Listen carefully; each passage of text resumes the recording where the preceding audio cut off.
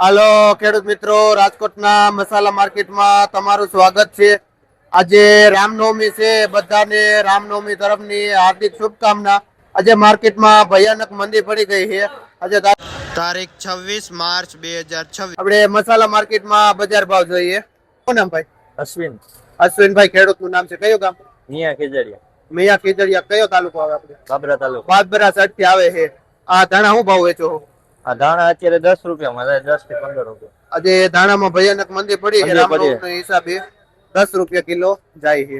આપણે બાબરામાં જતા 50 રૂપિયા છે. બાબરામાં આજની બજાર 50 રૂપિયા કિલો છે, પણ આજે આપણે રાજકોટ માર્કેટમાં 10 રૂપિયા કિલો છે. આપણે પાઉંજા ધાણામાં જઈને તો પાઉંજા ધાણા 20 રૂપિયા કિલો વેચાય છે. આપણે મેથી જોઈને તો મેથી છે સારી એવી. બજાર ભાવમાં વાત કરી તો 5 થી લઈને 7 રૂપિયા સુધી પૂરીઓ વેચાય છે મેથીનું.